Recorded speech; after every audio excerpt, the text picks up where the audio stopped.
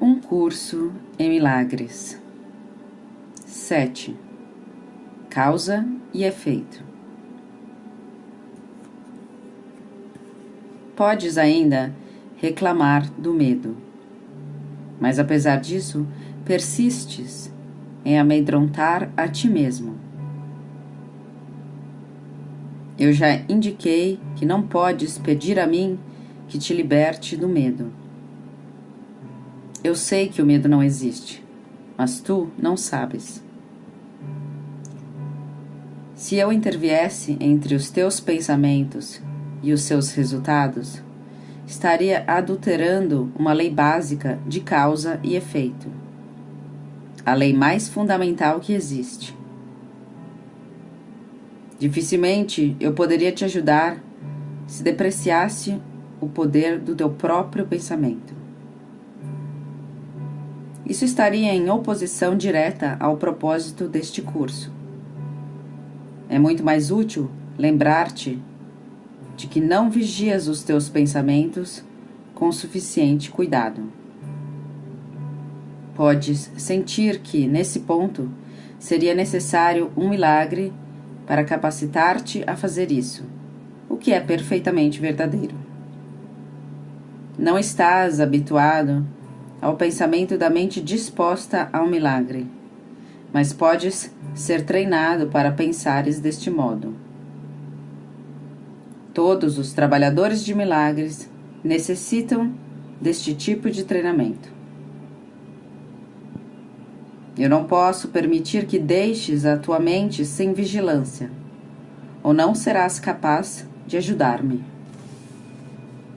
Trabalhar em milagres implica na realização plena do poder do pensamento, de forma a evitar criações equivocadas.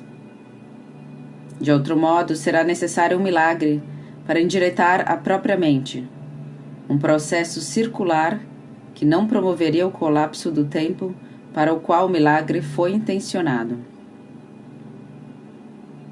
O trabalhador de milagres tem que ter respeito genuíno pela verdadeira lei de causa e efeito, como uma condição necessária para que o milagre ocorra.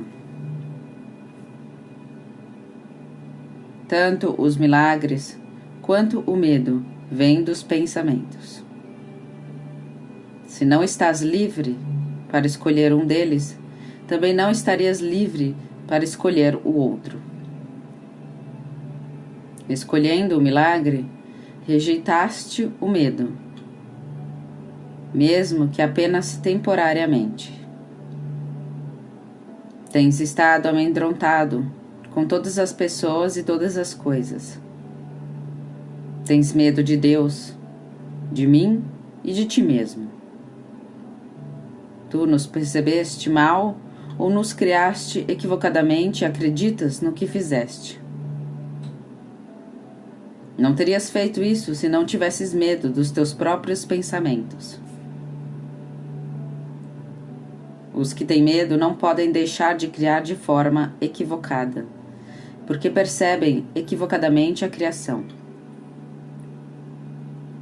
Quando crias de forma equivocada, estás em dor. O princípio de causa e efeito agora vem a ser um real expiador, embora apenas temporariamente. De fato, causa, entre aspas, é um termo que propriamente pertence a Deus, e o seu efeito, entre aspas, é o Filho de Deus.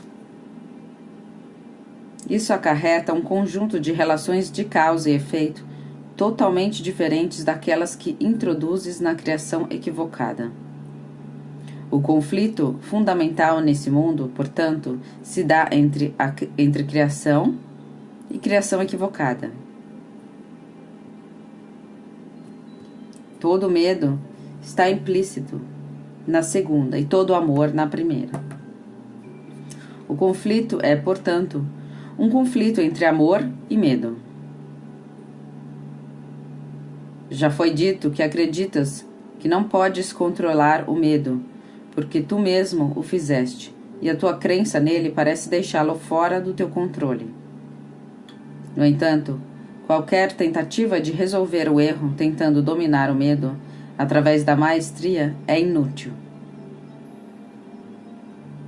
De fato, ela afirma o poder do medo pela própria suposição de que o medo tem que ser domado. A verdadeira solução baseia-se inteiramente na maestria através do amor. Nesse ínterim, contudo, o senso de conflito é inevitável, já que te colocaste em uma posição na qual acreditas no poder do que não existe. Nada e tudo não podem coexistir. Acreditar em um é negar o outro. O medo da realidade é nada e o amor é tudo. Sempre que a luz penetra na escuridão, a escuridão é abolida. O que acreditas que é verdadeiro para ti. Nesse sentido, a separação ocorreu. E negá-la é meramente usar a negação de maneira imprópria. Porém, concentrar-te no erro é apenas mais um erro. O procedimento corretivo inicial é reconhecer temporariamente que existe um problema, mas só como uma indicação de que é necessário uma correção imediata. Isso estabelece um estado na mente no qual a expiação pode ser aceita sem adiamento.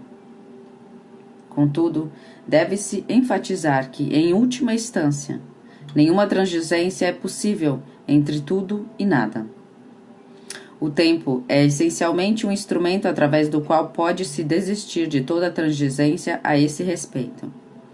Ele apenas parece ser abolido por etapas, porque o tempo em si mesmo envolve intervalos que não existem.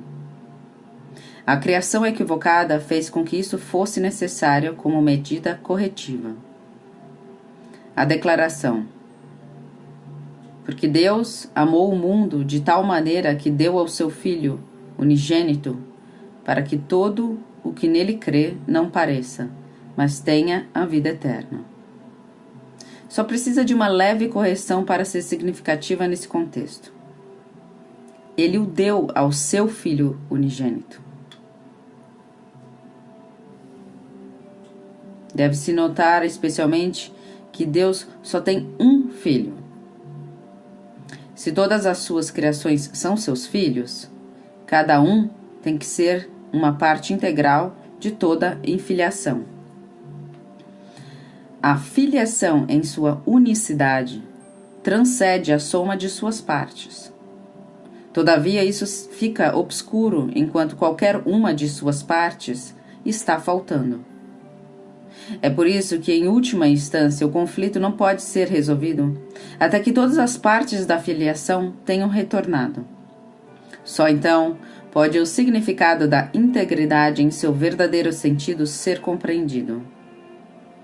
Qualquer parte da filiação pode acreditar no erro ou no incompleto, se assim escolher.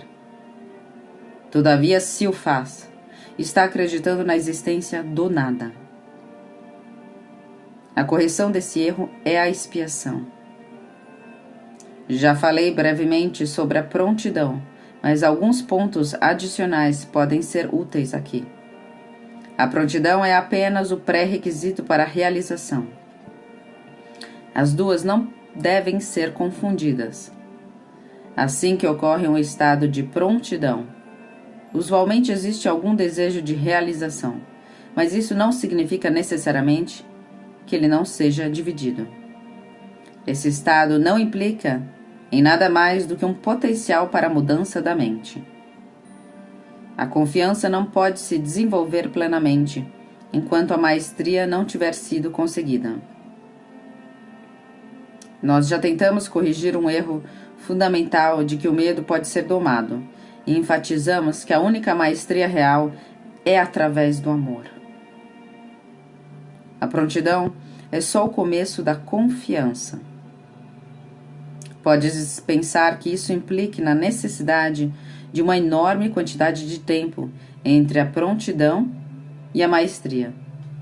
Mas permita-me lembrar-te que o tempo e o espaço estão sob o meu controle.